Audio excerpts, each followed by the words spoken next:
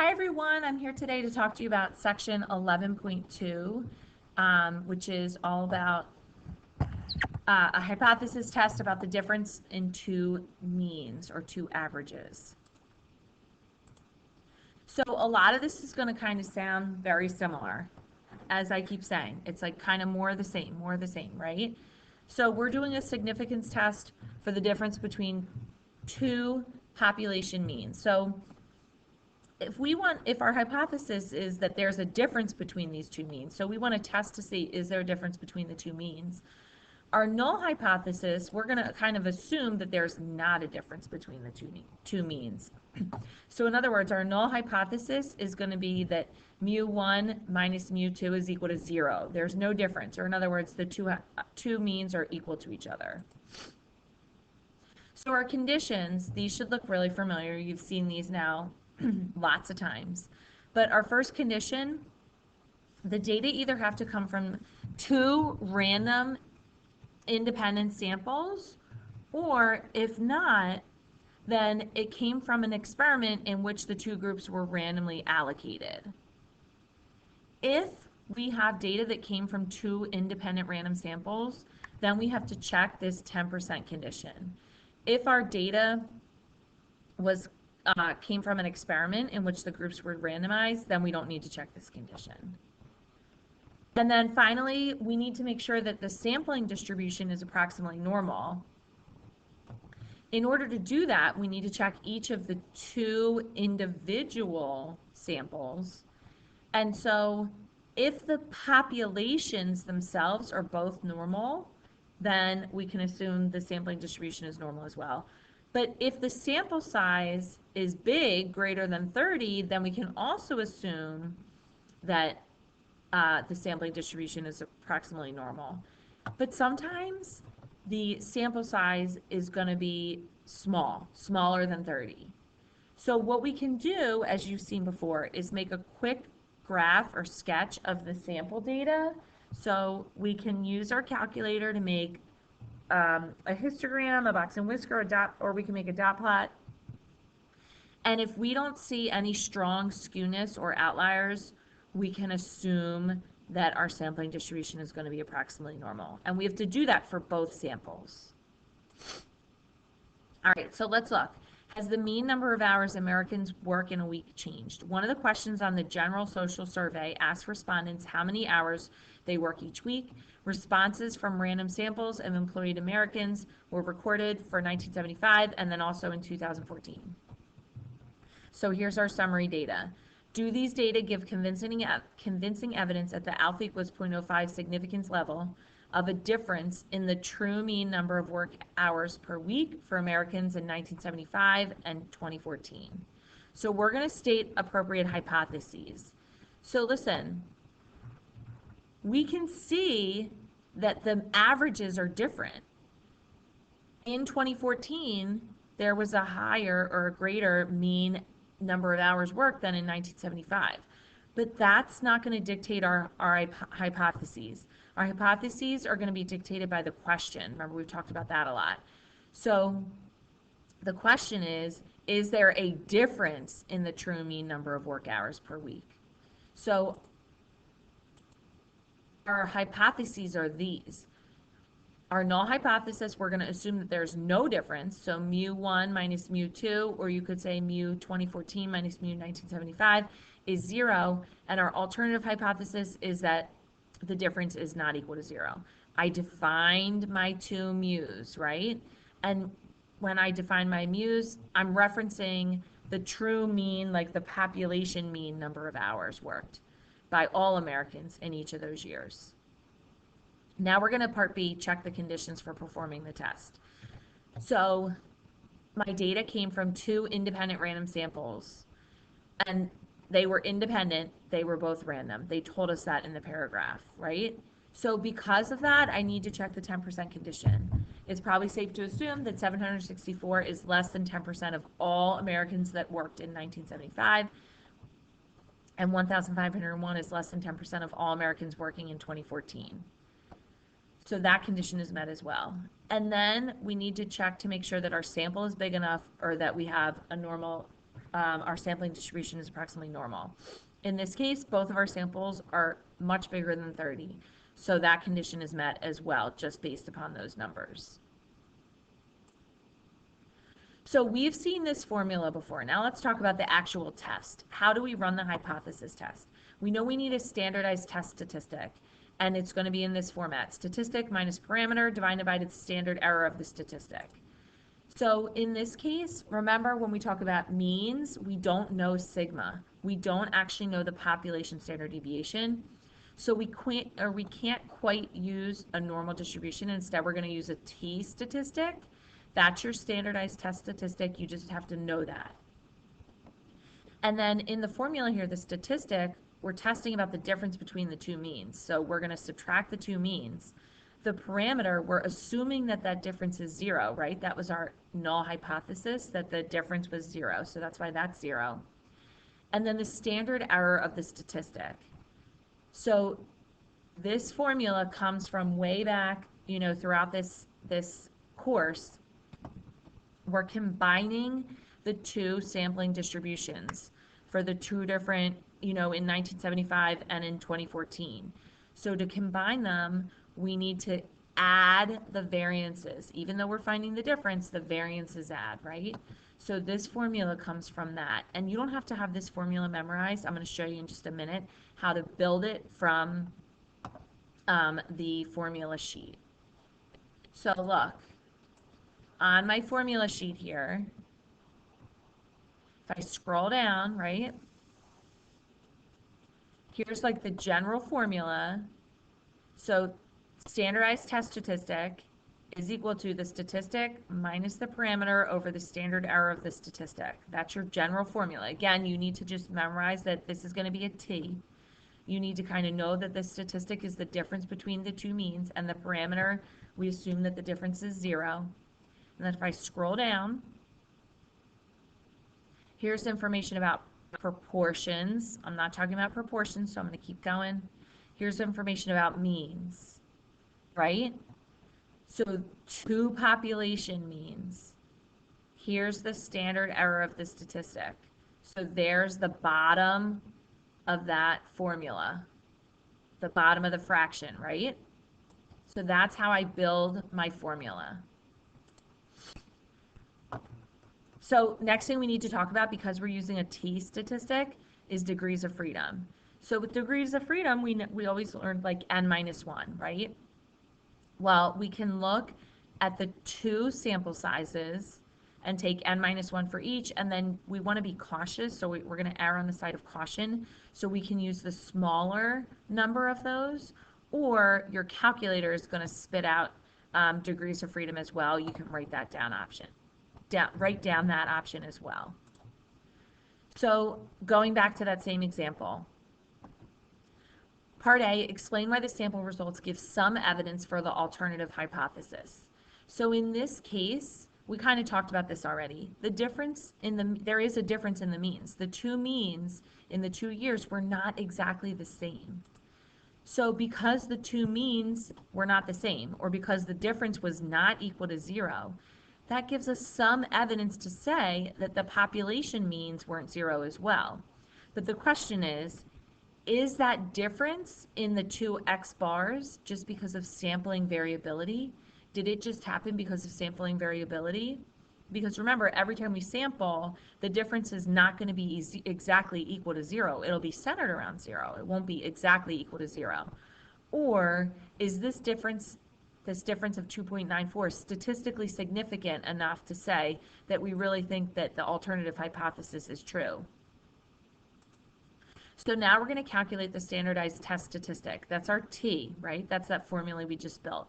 So again, we're going to plug into that formula that we're going to build the difference between the two means. So x bar 1 minus x bar 2 minus 0, and then the square root, this whole big formula. So standard deviations squared divided by the sample size for each. Now, remember, we've said this, you're never ever going to actually type this into the calculator in this form. Instead, you're going to go to your calculator. Let me bring over my calculator. And you're going to go to Stat, Test, And this is a 2-sample t-test. So when we come into 2-sample t-tests, we can either enter in raw data. So if you have like the raw data, the number of hours that each American worked in both of the samples, then you could do that here. And I'll show you how to do that in just a second using the list. Or if we have our summary statistics, which we do in this case, you're going to make sure that stats is highlighted. And you're going to be careful about how you calculated these differences. So in this case, we calculated the difference from 2014 minus 1975. So whichever one comes first, so everything from 2014, that's going to go into like X bar 1, standard deviation 1, sample size 1. So you can see how I have my mean from the table kind of matches up with my mean, standard deviation, and sample size from 2014. And then mean, standard deviation, and sample size from 1975. And then we're going to make sure that I match up my alternative hypothesis. Whoops, sorry. My alternative hypothesis was a not equal to problem, right? So I have not equal to selected. Pooled, you're always going to select no. Always select no. Scroll down, hit calculate. And you can see that my test statistic, my t-value, was 4.88. So again, you're never going to type this formula into the calculator. You're going to use this function here, this test, and then just write down the formula equals 4.88. Okay, you're also asked about the p-value.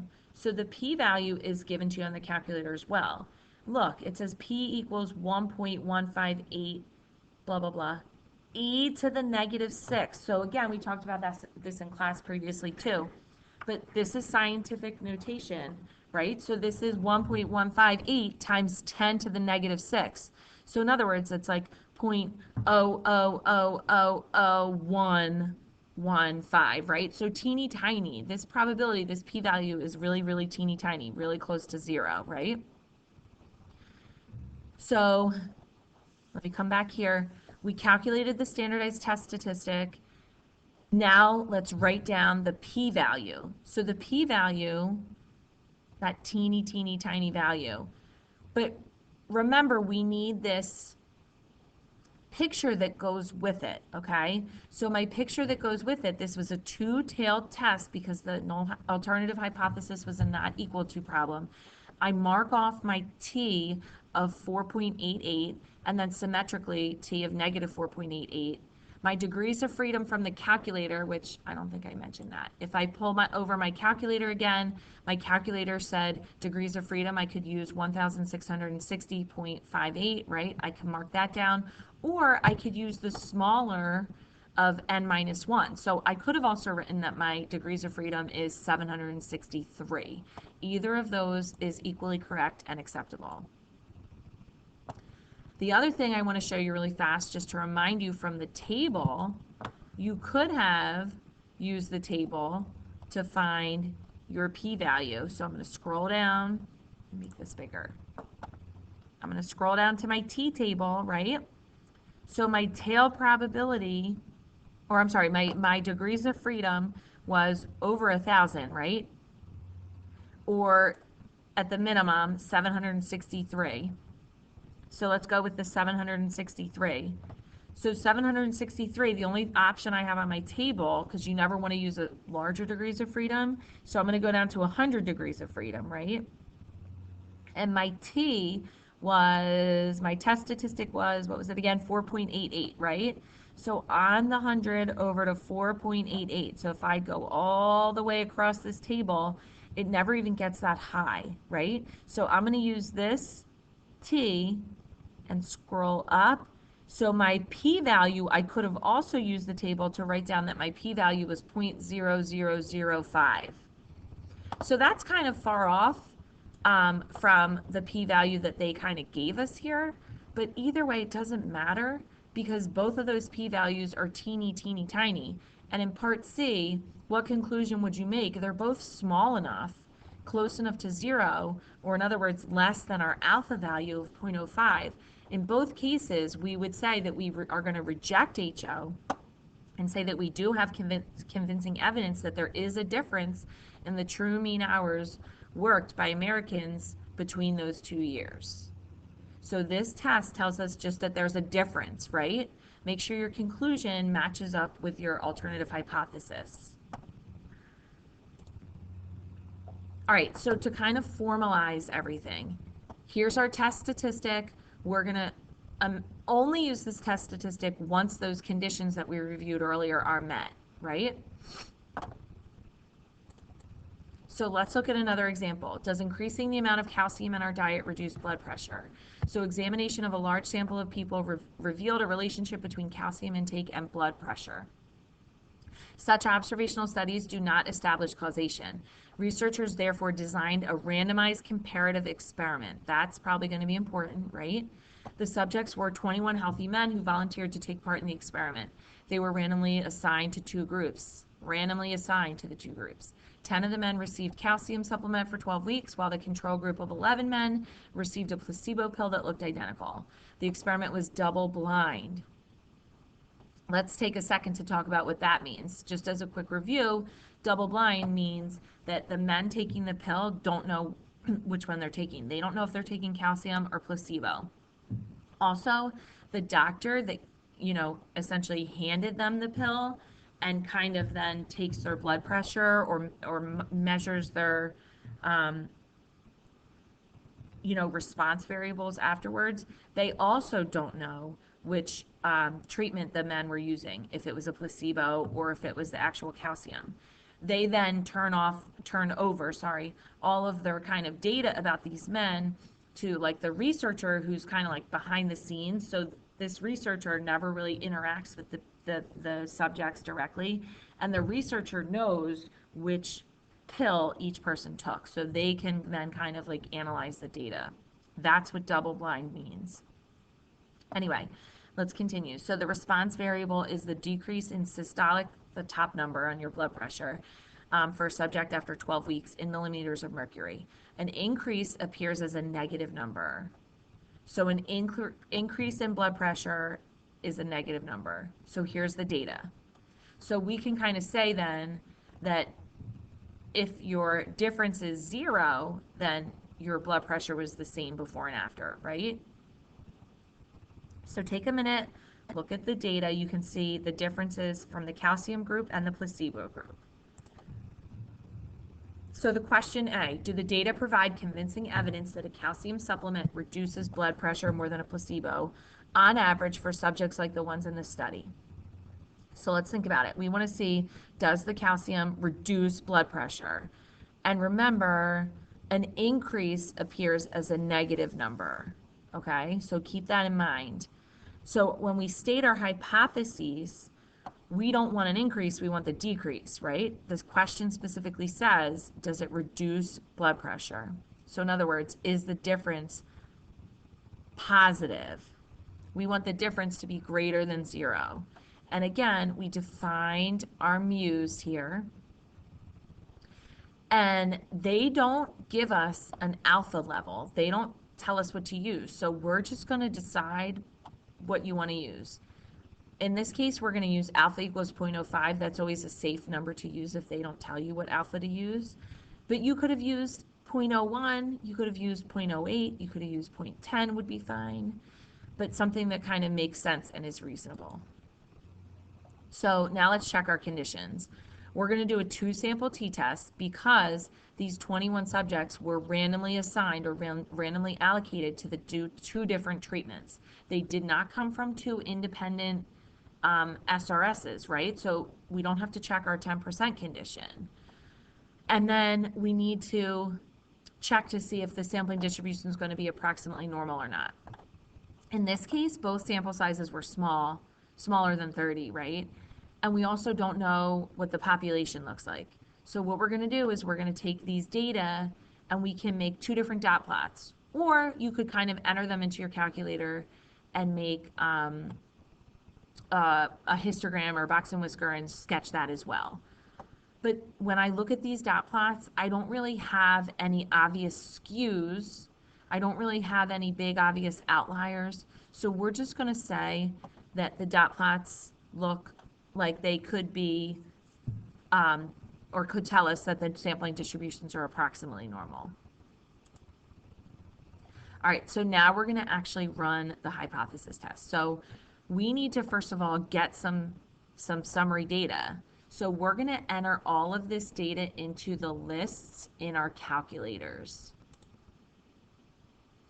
So I'm going to get my calculator over here, and oops.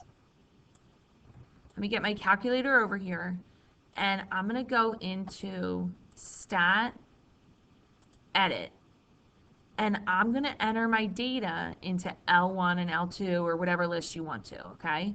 So you're going to enter the calcium group into one list, the placebo group into another. It doesn't matter which one is which. I entered calcium into L1 and the placebo group into L2, all right? So I want you to pause the video and enter this data into your calculator real quickly.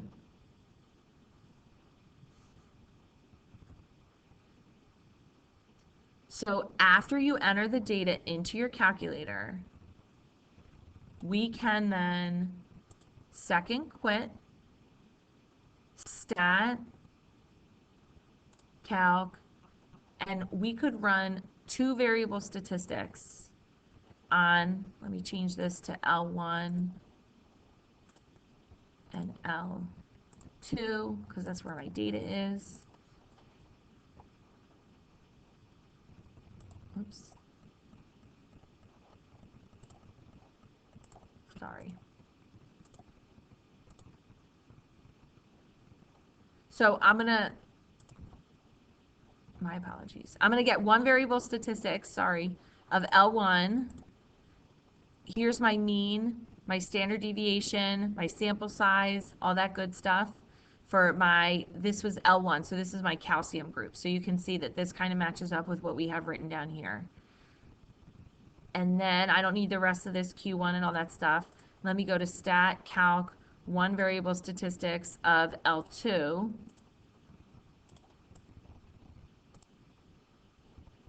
And then you can see my mean, standard deviation, sample size, all that good stuff as well. Okay? So once I have all that down, I can plug the summary data into my formula. And again, remember, you don't have to memorize this formula. You're going to build it from the formula table, right? Like I showed you before. So we're going to calculate the difference as the calcium group minus the placebo group. So the difference in the two means minus 0 over this whole big formula for the standard error. But remember, you're not really ever going to plug that into the calculator. At this point, I can go into my calculator, stat, test, again, 2 sample t-test,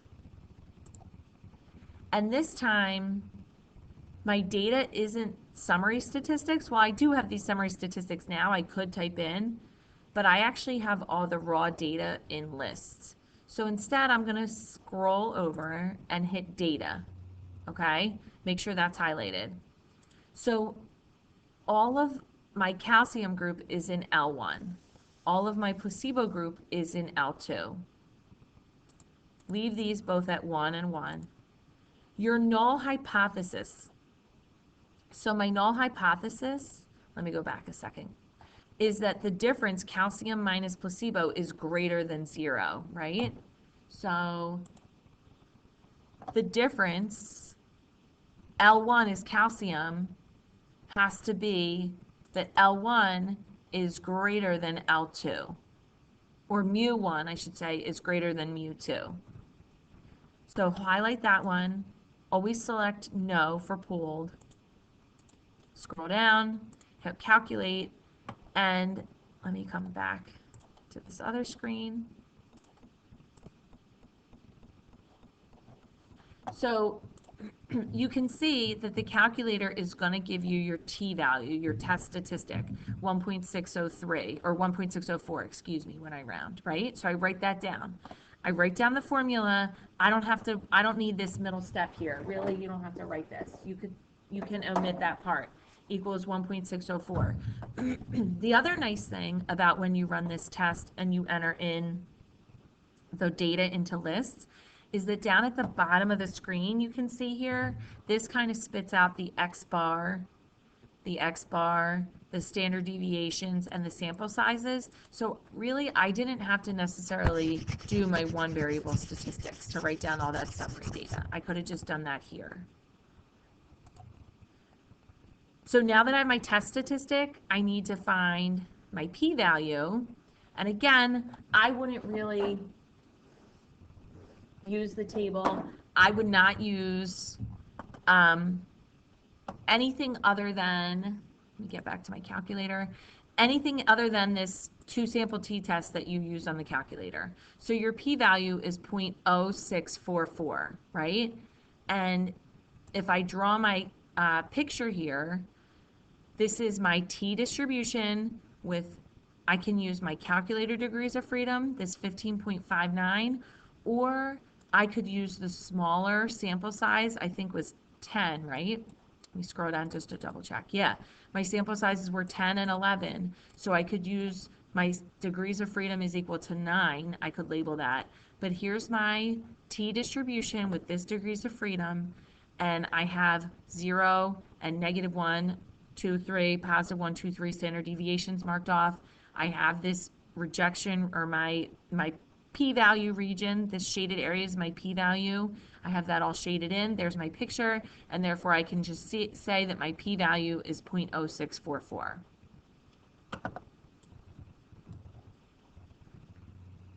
So we set our alpha value at the beginning as 0.05.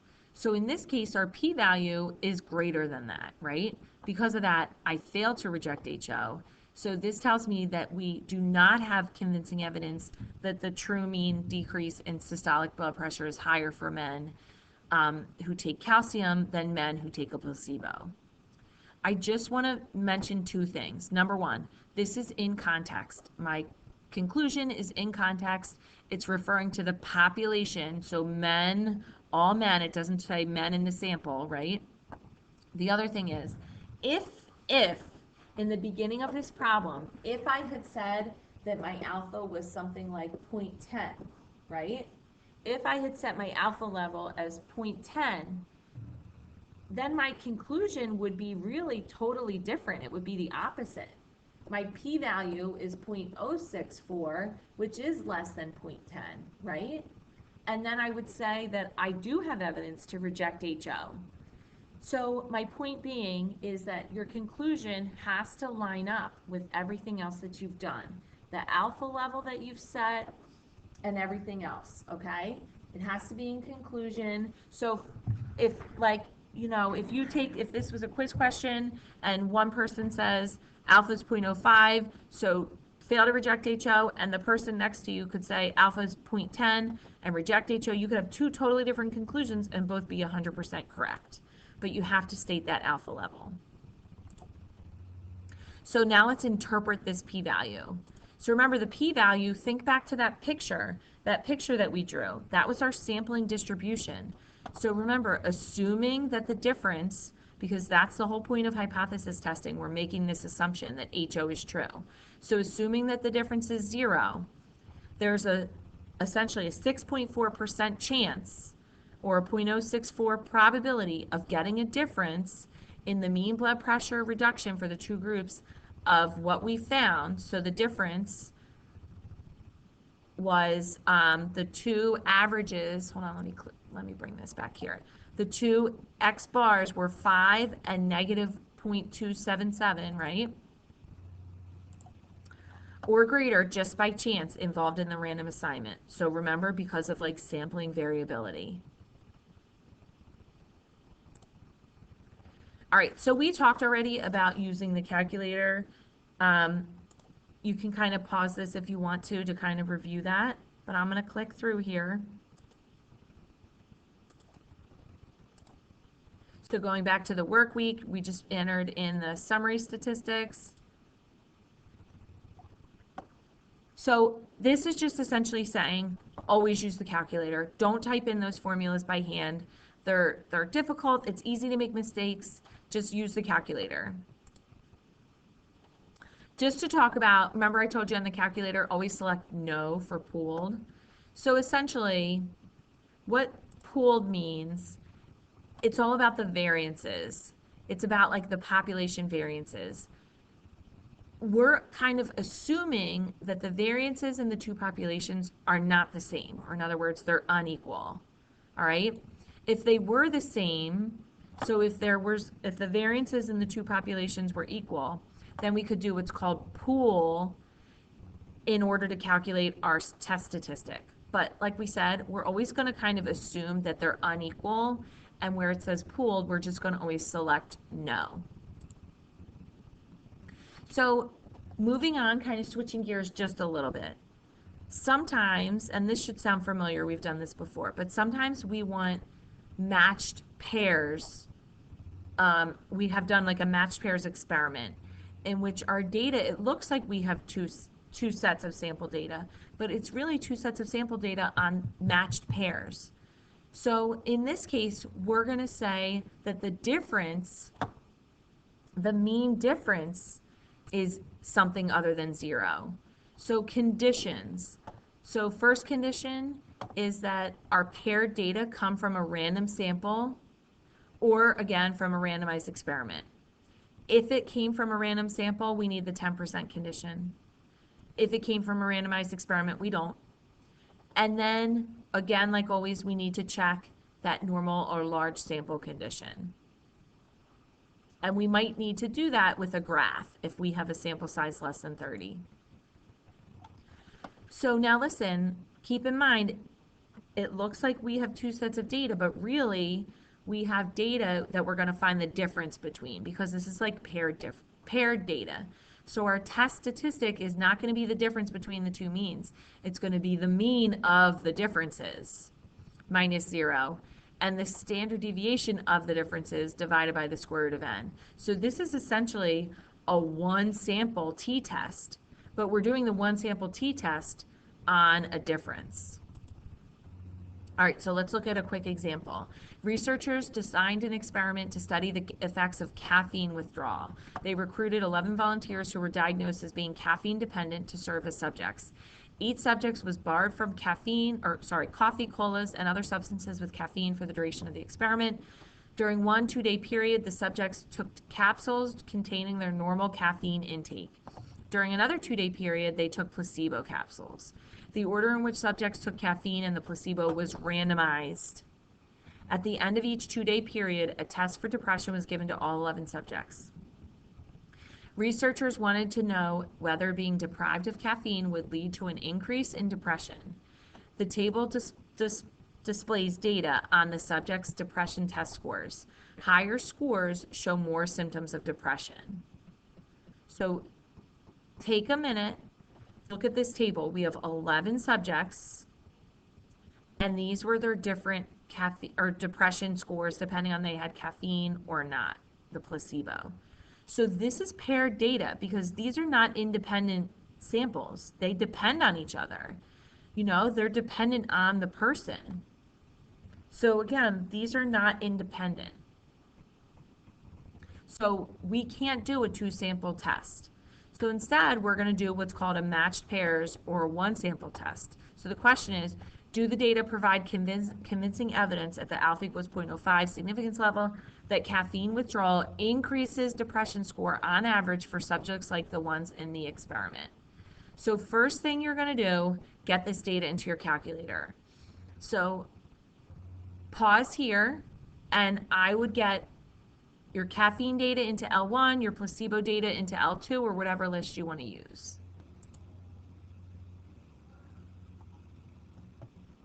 All right, so you can see I have this data in my calculator. I put the caffeine group in L1, the placebo group in L2, so we kind of set ourselves up in the calculator, and then we'll come back to that in just a second. All right, so do the data provide convincing evidence, right? So first thing, we need to think about the hypotheses. So we want to see if caffeine withdrawal increases depression score, so has like a higher depression score. So in other words, we want to see first how are we going to calculate the difference? In this case, I chose to calculate the difference placebo score minus caffeine. So if I do my placebo score minus the caffeine score, then the difference should be greater than 0, right? Because then the placebo had essentially a higher depression score than the caffeine. So I defined my variable, I defined the mean difference. How did I find that difference?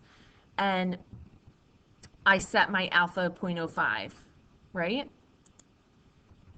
Now we need to calculate the differences. So you can do that on the calculator, just really fast. Let me bring over my calculator one more time. Keep in mind, we said that we were going to find our mean difference as placebo minus caffeine. So in this case, I have placebo in L2, caffeine in L1. So in L3, I'm going to go over and I'm going to do highlight L3 and hit second L2 minus second L1, hit enter, and then it's going to fill down all these differences for me. So here's all the differences. I'm going to write them down on my paper. So now this is here, right here, this is the list of the differences for each subject, right? So this is what I'm doing the test on. I can essentially kind of like ignore all of the raw data, and now I'm doing the test on the differences. So in order to do that test, now I need to check conditions, okay?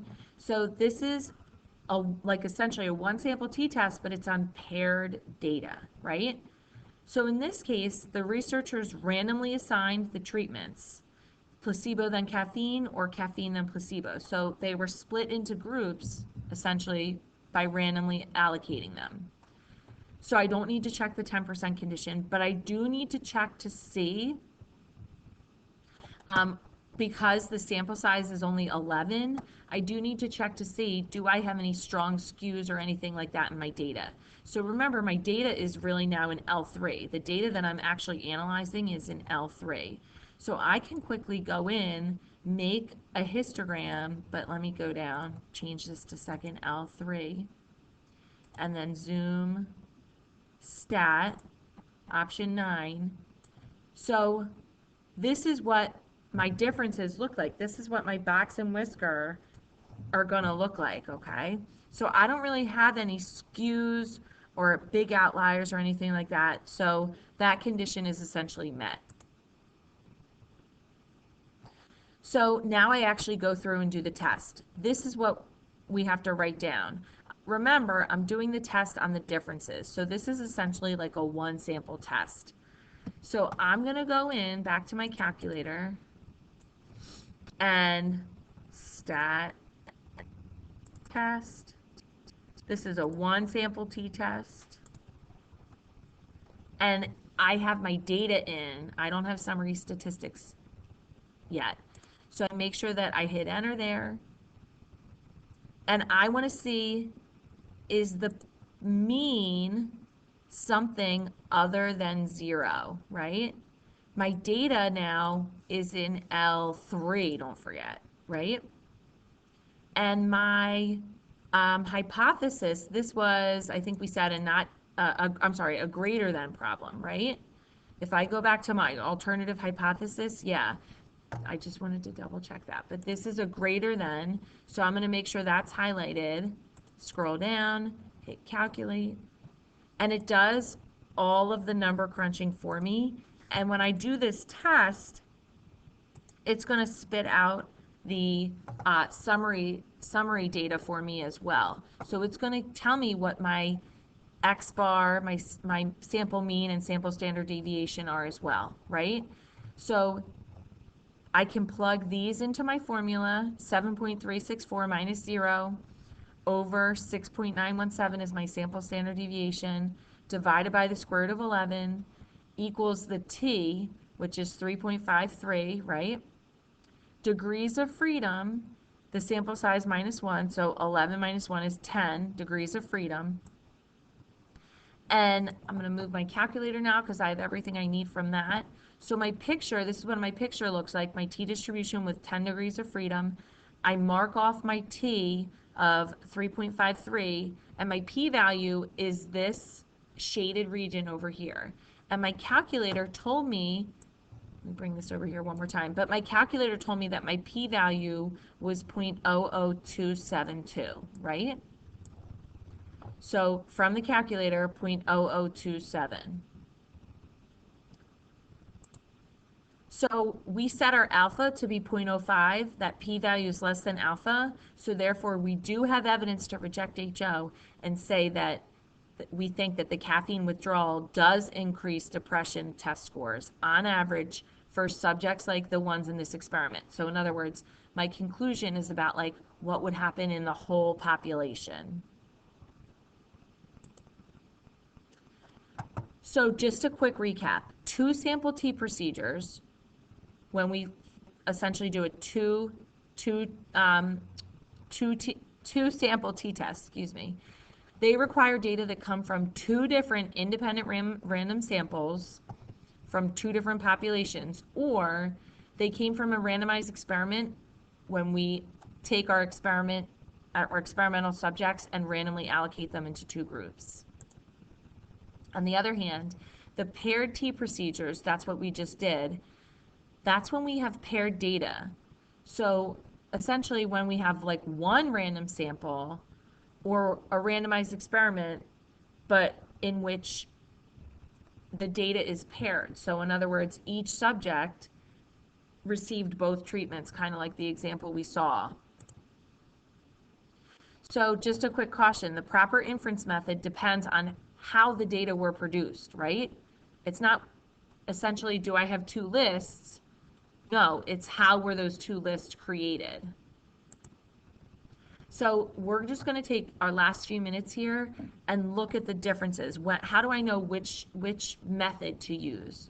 So in each of the following settings, decide whether you should use 2 sample T procedures to perform an inference about the difference in 2 means, or paired T procedures to perform inference about a mean difference. Explain your choice. So before exiting the water, scuba divers remove their fins. A maker of scuba equipment advertises a new style of fins that's supposed to be faster to remove. A consumer advocacy group suspects that the time to remove the new fins may be no different than the time required to remove the old fins on average. So 20 experienced scuba divers are recruited to test the new fins.